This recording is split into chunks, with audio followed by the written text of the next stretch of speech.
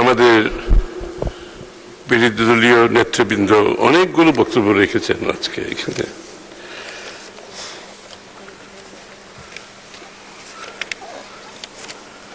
আমার প্রথমে আমি যেটা বলতে চাই সেটা হচ্ছে আমাদের বিরোধী দলীয় নেতা চ্যালেঞ্জ করেছেন যে ইসলামিক ব্যাংক থেকে যে টাকাগুলো বের হয়েছে সেগুলোর প্রতিবাদে উনি চ্যালেঞ্জ করেছেন যে এখানে জামাত ইসলামের কোন রকমের এর সাথে জড়িত না। উনি চ্যালেঞ্জ করেছেন, গোল্ড মেডেল দিতে বলেছেন। মাননীয় স্পিকার, এই দাবিটা কিন্তু সালমান রহমানও করতে পারে।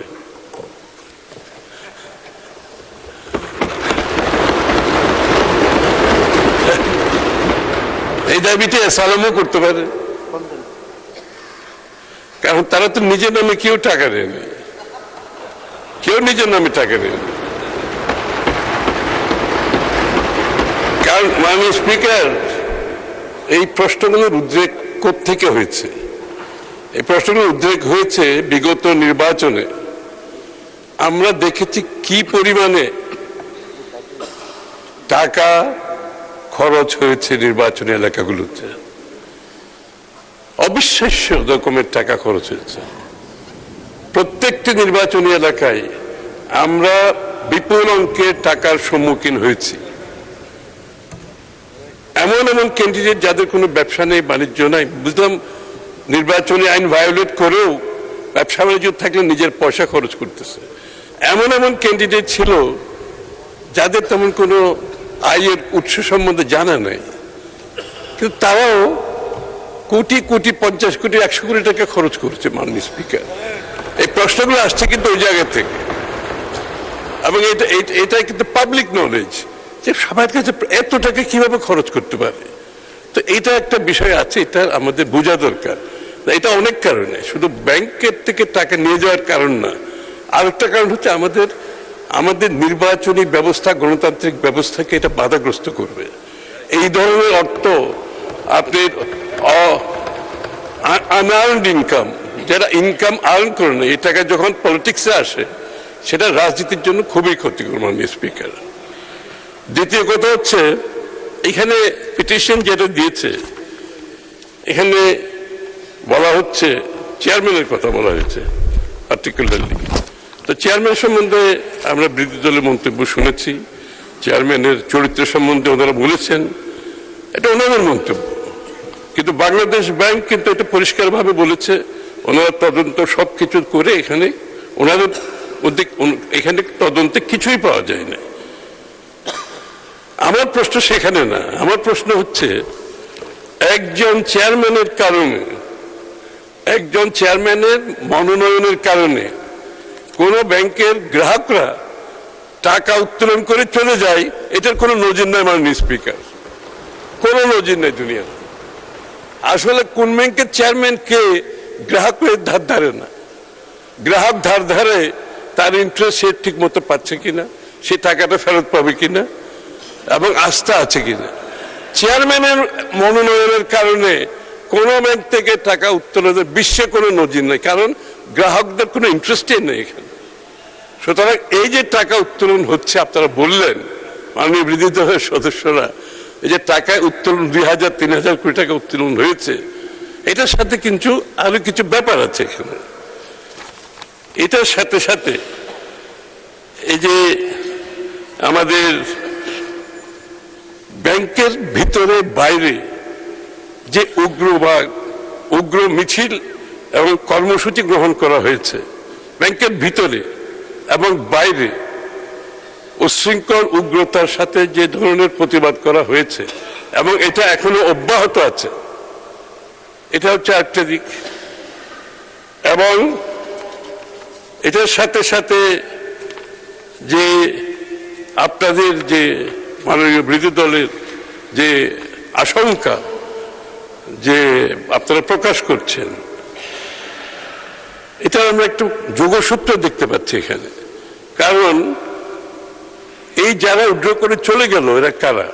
নিশ্চয় চেয়ারম্যানের কারণে উইথড্র করে নাই। যারা উইথড্র করে চলে গেছে তারা বোধহয় এই ইসলামিক ব্যাংকটাকে বিপদে ফেলতে চাচ্ছে, এবং এর পেছনে কারো হাত আছে আমরা বিশ্বাস করি, কোন কোন শক্তির হাত আছে।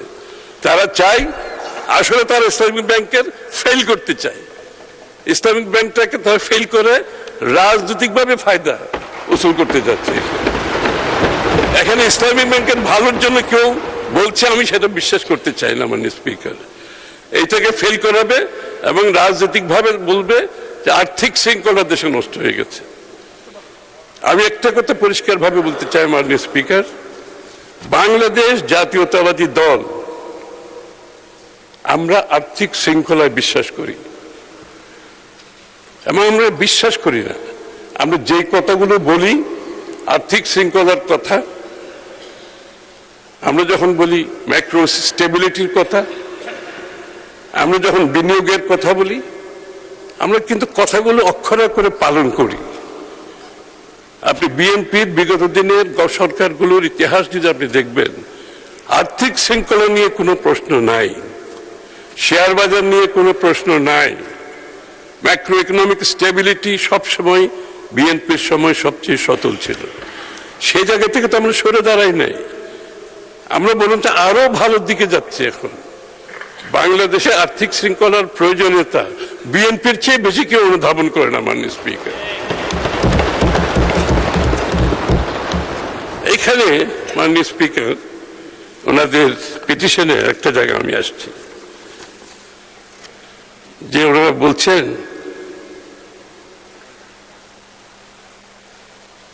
ফেসিবাদ পরবর্তী সময়ে ব্যাংকটি ধীরে ধীরে ঘুরে দাঁড়াতে শুরু করে এবং গ্রাহকদের আস্থা পুনরুদ্ধারে পথে অগ্রসর হচ্ছিল। এক বছরের ব্যবধানে ব্যাংকের মুনাফা 108 কোটি টাকা থেকে বেড়ে 137 কোটিতে উন্নীত হয়। ঠিক এমন সময় দখলদারি ইত্যাদি ইত্যাদি, এটার একটা হিসাব আমি মাননীয় স্পিকার দিচ্ছি।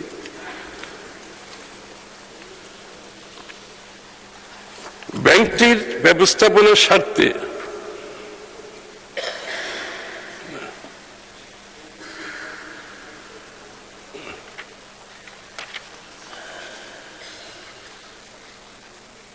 যে 2 বছরের ওনারা প্রফিটের কথা বলছেন, ওই 2 বছরের ব্যাংকের যে প্রভিশন, প্রায় 70,000 কোটি টাকার মতো প্রভিশন ওনারা ওই বছরও ক্যারি ফরওয়ার্ড করেছে, তার পরের বছরও ক্যারি ফরওয়ার্ড করেছে মাননীয় স্পিকার।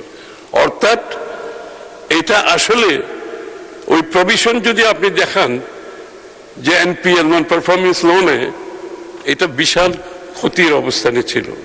সুতরাং দিস ইজ উইন্ডো ড্রেসিং, এটা প্রফিট না মাননীয় speaker, this is window dressing.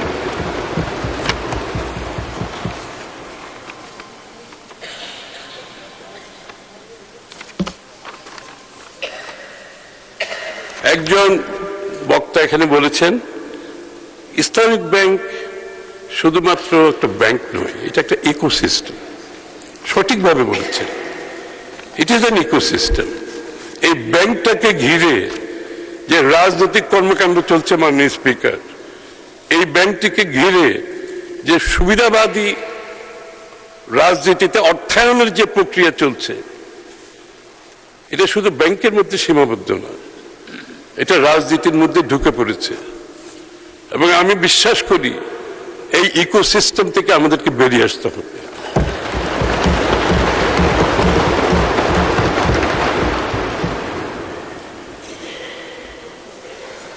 যেটা আমি একটু আগেই বলছিলাম, এটা আবার রিপিট করি।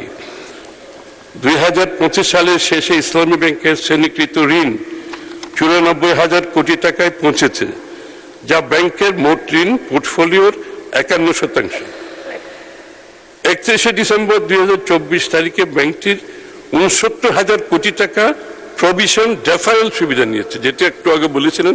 আর একটু স্পেসিফিক্যালি বলছি, আমি 70,000 কোটি টাকার মতো প্রভিশন ডেফারেল সুবিধা নিয়েছে ইসলামিক ব্যাংক। পরবর্তীতে 31 ডিসেম্বর 2025 তারিখে 84,000 কোটি টাকার প্রভিশন ডেফারেল সুবিধা নিয়েছে। সুতরাং 2026 প্রথম প্রান্তিকে ব্যাংকটি প্রায় 268 কোটি টাকা নিট লোকসান করেছে, প্রফিট করেনি, লোকসান করেছে।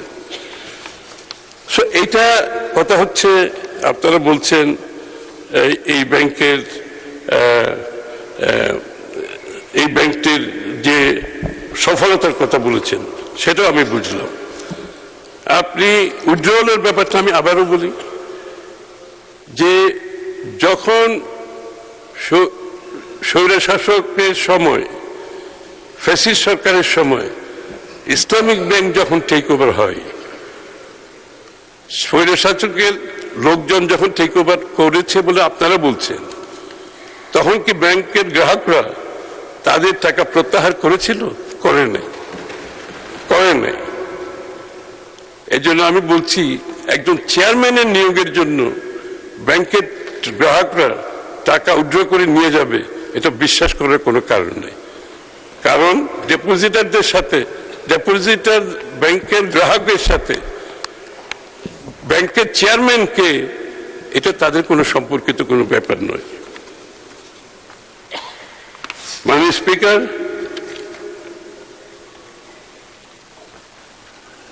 আপনারা শেয়ার বৈধ মালিকের কাছে ফেরত দেওয়ার কথা বলছেন, ভালো কথা। আসলে পুরো প্রসেসটা তো তাই। আমি আপনারা কি বলছেন ঠিক বুঝতে পারছি না। মানে স্পিকার, ফুল এখন যে প্রসেসটা চলছে বাংলাদেশ ব্যাংকের মাধ্যমে, সেটাই তো উদ্দেশ্য।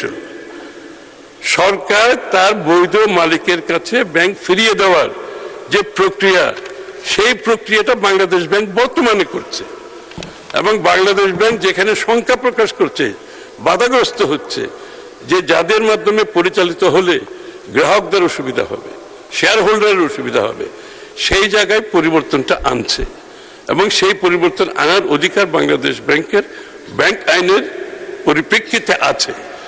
সেই কাজটি তারা করছে। এখানে আপনাদের আপত্তির আমি তো কিছু দেখতে পাচ্ছি না। এবং এর মাধ্যমে এটা একটা আইনও তো আছে, সময়সীমাও নির্ধারিত আছে, কতদিনের মধ্যে এটা বাংলাদেশ ব্যাংকে করতে হবে। আপনারা একটু অপেক্ষা করুন না, দেখুন শেষ পর্যন্ত বাংলাদেশ ব্যাংক যে কাজটা হাতে নিয়েছে সেটা তারা সফলভাবে করতে পারে কিনা। আমরা তো দেখেছি, আমার কাছে মনে হচ্ছে পুরো বিষয়টা একটি রাজনৈতিকভাবে একটা অস্থিতিশীল অবস্থা সৃষ্টি করার এই সমস্ত মুভমেন্টের পিছনে কাজ করছে। এটা কোনো ইসলামী ব্যাংকের মধ্যে সীমিত নয়। মাননীয় স্পিকার, আমরা দেখেছি যখন মারা গেল, তোমরা গেলে কোথায়, মাহমুদপুরে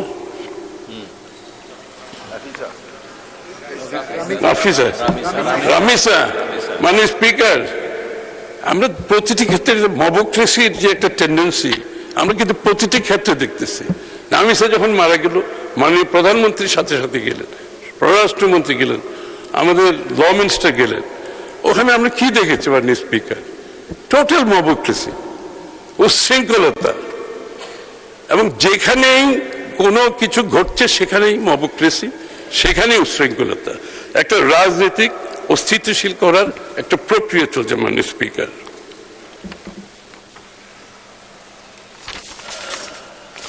সম্মিলিত ইসলামিক ব্যাংকের ব্যাপারে আমি কেন এই কথাটা বলছি, যে আমরা দৃঢ়ভাবে বিশ্বাস করি যে ফাইন্যান্সিয়াল ডিসিপ্লিন ছাড়া কোনো দেশ এগোতে পারে না। এবং যে কারণে বাংলাদেশ ব্যাংকে যিনি দায়িত্ব নিয়েছেন, একজন বলেছেন উনি ঋণ খেলাপি না, গভর্নর সাহেব ঋণগ্রস্ত। মানে স্পিকার, এই হাউসের মধ্যে ঋণগ্রস্ত না এমন কেউ আছে?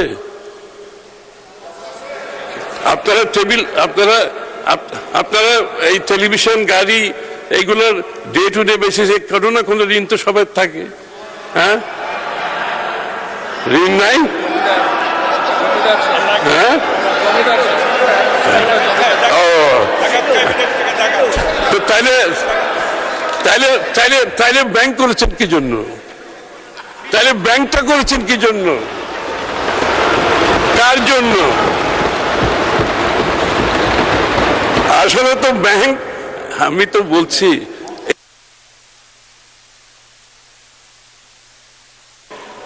মাননীয় মন্ত্রী, আমার মনে হয় 5 মিনিটে আপনি সাম আপ করতে পারবেন। another 5 minutes. Thank you. একজন ভদ্রলোক, একজন গভর্নর বাংলাদেশের খুব ভালো কাজ করছে। আমাদের ফিডব্যাক হচ্ছে প্রাইভেট সেক্টর বলেন, সর্বস্তরের মানুষ একটা গভর্নরকে বলছে, অনেকদিন পর একজন গভর্নর আসছে যে ডিসিশন দিতে পারছে, সঠিক decision within the framework of law. আপনারা একটা ঋণগ্রস্ত বলে তাকে আন্ডারমাইন করতেছেন। এটা হচ্ছে কি? এটা হচ্ছে আপনাদের চিন্তার প্রতিফলন। আপনারা কোনোভাবেই সঠিক কাজটাকে গ্রহণ করতে রাজি নেই। আপনারা চেয়ারম্যানের কারণে আপনারা টাকা উইথড্র করে নিয়ে যাচ্ছেন। তাদের এখানে একটা যোগসূত্র আছে, যারা টাকা নিয়ে যাচ্ছে, যারা ব্যাংকের ভিতরে বিশৃঙ্খলা সৃষ্টি করছে, ব্যাংকের বাইরে বিশৃঙ্খলা সৃষ্টি করছে, যারা এই প্রস্তাবটা আজকে এনেছেন, তাদের মধ্যে একটা যোগসূত্র আছে বলে তো মনে হয় আমাদের কাছে। সুতরাং মাননীয় স্পিকার, আমি শেষ করছি এই কথাটা বলে, বাংলাদেশ জাতীয়তাবাদী দল ফাইন্যান্সিয়াল ডিসিপ্লিনে কোনো কম্প্রোমাইজ করবে না, এবং এটা বারবার আমাদের সরকার বারবার প্রমাণ করেছে এটা। এবং আমাদের ফাইন্যান্সিয়াল ডিসিপ্লিনের কারণে, প্রুডেন্সের কারণে বাংলাদেশের ইকোনমি বারবার ঘুরে দাঁড়িয়েছে। আজকে যে ভঙ্গুর অর্থনীতি আমরা হাতে নিয়েছি, এটাকে আমরা স্থিতিশীল এবং সমৃদ্ধির পথে নিয়ে যাওয়ার জন্য ফিনান্সিয়াল সেক্টরের গুরুত্ব ফিনান্সিয়াল সেক্টরের যে গুরুত্বপূর্ণ, সেটা আমরা অক্ষর অক্ষরে বুঝি। এটা না বুঝার কোনো কারণ নেই। সুতরাং আপনারা নিশ্চিত থাকতে পারেন, ইসলামিক ব্যাংকের ভবিষ্যৎ বিএনপির হাতে খুবই সেফ, একেবারে নিশ্চিত থাকতে পারেন। হ্যাঁ, আপনারাই তো বলেছেন শহীদ যে এটা বিল করেছে, তাহলে তো আরো বেশি নিশ্চিত থাকবে, চিন্তার কোনো কারণ নাই। এমন কোনো কাজ করবেন না, মাননীয় বিরোধী দলের নেতৃবৃন্দকে বলছি আমি, এমন কোনো কাজ করবেন না যে বাংলাদেশের মানুষ হতাশ হয়। একটা গণতান্ত্রিক সরকার দেশ চালাচ্ছে, একটা বিশাল সমর্থন দিয়ে একটা গণতান্ত্রিক সরকার দেশ চালাচ্ছে। এটাকে একটু সময় দেন। যে কোনো কারণে, যে কোনো ভাবে আপনারা একটা অস্থিতিশীল অবস্থা যদি সৃষ্টি করে বাংলাদেশের মানুষের কাছে যদি মনে হয় আপনারা এই কাজটা করছেন, এটা আপনাদের রাজনীতির জন্য ভালো হবে না। আমরা চাই একটা স্থিতিশীল বাংলাদেশ। সুতরাং এই যে ব্যাংকের বাইরে যারা আছে, ব্যাংকের ভিতরে যারা বিশৃঙ্খলা সৃষ্টি করছে, আইনের চোখে তারা কিন্তু দোষী। বিএনপি সরকার যথেষ্ট ধৈর্যের পরিচয় দিচ্ছে, আইনের চোখে তারা দোষী। কোন রকম ফিনান্সিয়াল ইনস্টিটিউশনের সামনে ভিতরে বাইরে বিশৃঙ্খলা করার অর্থ তার শাস্তিযোগ্য অপরাধ, এবং এটার জন্য 2 বছরের জেল হতে পারে। কিন্তু বিএনপি সরকার অত্যন্ত ধৈর্যশীল, এবং আমরা কিন্তু অসম্ভব টলারেন্সের মাধ্যমে সরকার পরিচালনা করছি। এই যে এত বিশৃঙ্খলা সৃষ্টি করা হচ্ছে বিভিন্ন জায়গায়, সরকার কিন্তু খুবই ধৈর্যের সাথে দেশ পরিচালনা করছে। আমি আশা করব আপনারা সহযোগিতা করবেন। আগামীর বাংলাদেশ, যা বিএনপি যে আগামীর বাংলাদেশ গড়ার যে শপথ নিয়েছে, সেটা আপনাদের বাদ দিয়ে তো না, আপনাদেরকে নিয়েই তো আমরা করতে চাই। কারণ আপনারা তো নির্বাচিত হয়ে এসছেন, আমরা না হয় বেশি এসছি, আপনারা কম আসছেন, কিন্তু আপনারা তো নির্বাচিত। আমার অনুরোধ, আমরা ঐক্যবদ্ধভাবে সামনের দিকে এগিয়ে যাই। প্রতিটি জায়গায় এই ধরনের ছোটখাটো ইস্যু নিয়ে বিশৃঙ্খলা সৃষ্টি করলে রাজনৈতিকভাবে আপনারা খুব বেশি লাভবান হবে না। আপনাকে ধন্যবাদ মাননীয় স্পিকার। মাননীয় সদস্যবৃন্দ, বিষয়টির উপর আলোচনা এখানেই সমাপ্ত হলো। Not on this, I will not allow anything on this. এর বাইরে যদি পয়েন্ট অফ অর্ডারের সীমাবদ্ধতা আছে, আপনি বিরোধী দলের উপনেতা, আপনি এদের কমেন্টের উপরে পাল্টা কোনো কমেন্ট করা সঠিক হবে না। আপনি কোন বিষয়ের উপর, আচ্ছা মাইক দেন, কোন বিষয়ের উপর বলতে চান? আমার প্রস্তাব হচ্ছে যে আজকে দুই পক্ষের বক্তব্যে যথেষ্ট গ্যাপ ডিফারেন্স পাওয়া যাচ্ছে, এবং নানা রকম হুমকি দুমকি আমরা এখানে শুনছি। তা আমার প্রস্তাব হচ্ছে আপনি একটা পার্লামেন্টারি তদন্ত কমিটি করে দেন, আর এখান থেকে এই তদন্ত কমিটি এই বিষয়টাকে সুচারুভাবে দেখবে। বাংলাদেশ ইসলাম ব্যাংক শুরু থেকে আজ পর্যন্ত দেখার পরে যে রিপোর্টটা এখানে আসুক পার্লামেন্টে, তখন এই যে গভর্নমেন্ট চেঞ্জ, অন্যান্য চেঞ্জ যদি প্রয়োজন হয় আমরা একসাথে সেটা করব। কিন্তু ওনাদের বক্তব্যের যে স্পিরিট, আমরা টোটালি ডিফারেন্ট এটা মনে করি। কারণ কোনো চেয়ারম্যান কি হয় আপনি প্রস্তাব দিয়েছেন, প্রস্তাবে থাকে এটা হয়, কিন্তু এর আগের চেয়ারম্যানই তো সব লুট করে ফেলেছে, সমস্যা এখানে। মাননীয় বিরোধী দলের উপনেতা, এই সংসদে কোনো ঢালাও বক্তৃতা রাখার কোনো সুযোগ নাই। ওখানে আমি ঘোষণা করেছি যে স্বাভাবিকভাবেই বিতর্ক শেষ হয়েছে, the motion has been talked out, এটার উপরে আর কোনো আলোচনা। যে পয়েন্ট অফ অর্ডার আপনি তুলেছেন, এই পয়েন্ট অফ অর্ডারটি গৃহীত হলো না। This is not a point of order.